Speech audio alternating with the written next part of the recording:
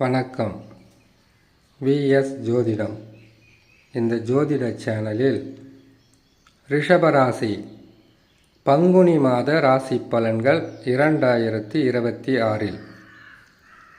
ரிஷபராசிக்காரர்களுக்கு பங்குனி மாதத்தில் கிரக மாற்றங்களால் தடைகள் விலகுமா, நற்பலன்கள் அதிகரிக்குமா, கஷ்டங்களும் நஷ்டங்களும் விலகி வாழ்க்கையில் சந்தோஷம் கிடைக்குமா என்கின்ற கிரக மாற்றங்களால் என்ன பலன்கள் கிடைக்கப் போகிறது என்பதை சிறு விளக்கமாகவே பார்த்து விடலாம்.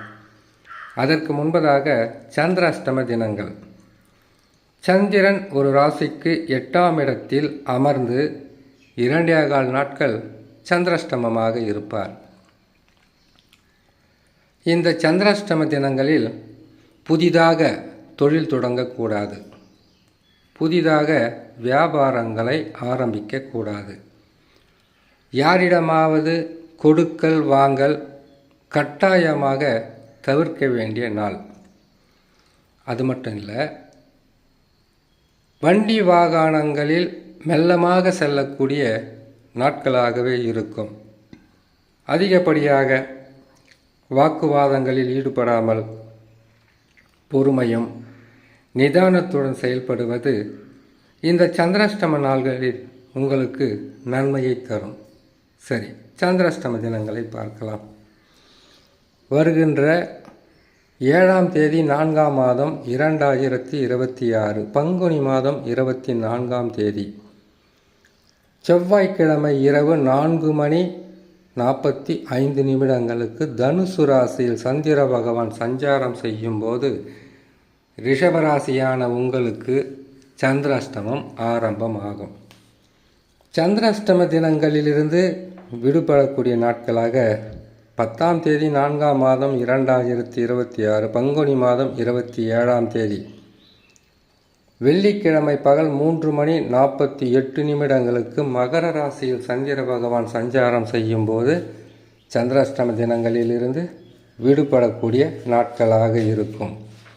இம்மாதத்தில் கிரகங்கள் அமர்ந்து தருகின்ற பலன்களை பற்றி பார்த்து விடலாம். ரிஷபராசியான உங்களுக்கு ராசிக்கு 2இல் குரு பகவான் வக்ரம் பெற்று இருக்கிறார். நன்மைகள் நடக்கும், ஆனால் அதில் சில விரயங்களும் ஏற்படக்கூடிய வாய்ப்பாக இருக்கும். குரு பகவான் பேச்சு பெற்று அமருவதால் ஒரு பலன் என்றால், இதே குரு பகவான் பேச்சு பெற்று அமர்ந்து வக்கரகதியில் இருக்கின்ற காலங்களில் நன்மையும் தீமையும் கலந்தே நடக்கும்.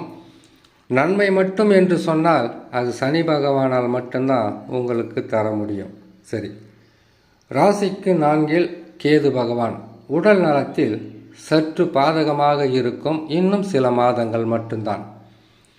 அதற்கு பிறகு ராகு கேது பயிற்சி என்பது வரக்கூடியது அருகிலே இருப்பதினால் ராகு கேதுவால் உடல் நலத்திலும் வீட்டாலும் வண்டி வாகனத்தாலும் ஏற்பட்ட பாதகங்கள் குறைந்து நன்மைகளை செய்யக்கூடிய காலம் அருகில் இருக்கு.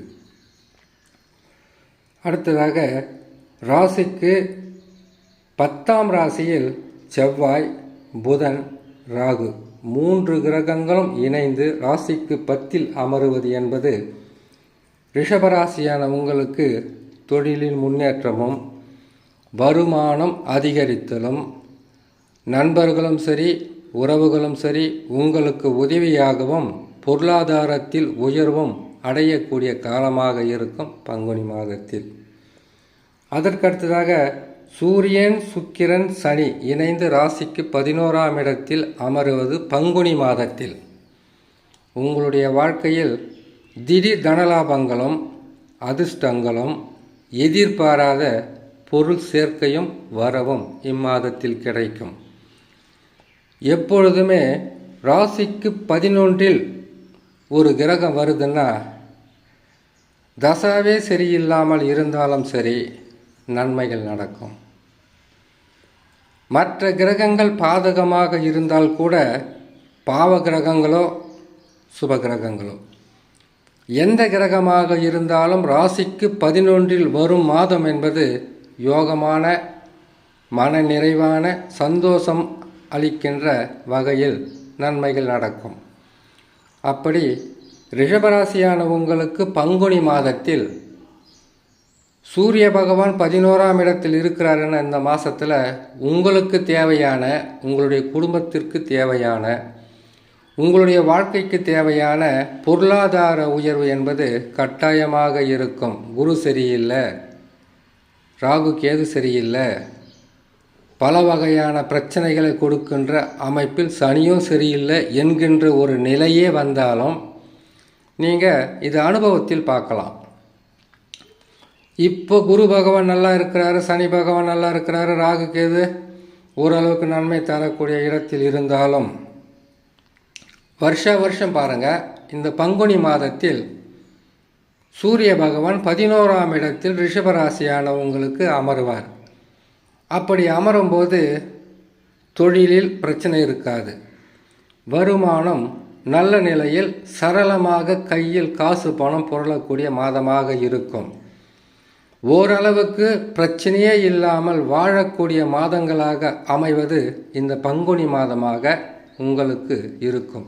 அது மட்டும் இல்லை, பங்குனி மாதத்திலும் இத்தகையான நற்பலன்கள் நடக்கும், ஆடி மாதத்திலும் நடக்கும், அடுத்தது ஐப்பசி மாதத்திலும் நடக்கும். இது கிரக மாற்றங்களால் கிடைக்கக்கூடிய பலன். முக்கியமாக சூரிய பகவான் ஒரு ராசிக்கு 3, 6, 11ஆம் இடங்களில் வரும்போது நன்மைகள் என்பது அதிகமாகவே இருக்கும். இம்மாதத்தில் சிறப்பான பலன்களை தர சூரிய பகவான் தயாராக இருப்பார். இதற்கு மற்ற கிரகங்கள் உதவியாக இல்லாமல் போனாலும், ஜாதகத்தில் தசா சரியில்லாமல் போனாலும், உங்களுடைய ராசி பலன்களில் கூட சில மாற்றங்கள் இருந்தால் கூட இந்த 3 மாதங்களில் நன்மைகளை நடப்பதை யாராலும் தடுக்க முடியாது. அப்படியும் பாதகமாக இருக்குன்னா சொந்த ஜாதகம் என்பது முற்றிலும் பாதகமாகத்தான் இருக்கிறது என்பதை உணர்ந்தாலே போதும் என்று சொல்லி இன்னொரு நல்ல பதிவில் உங்களை நான் சந்திக்கிறேன். நன்றி, வணக்கம்.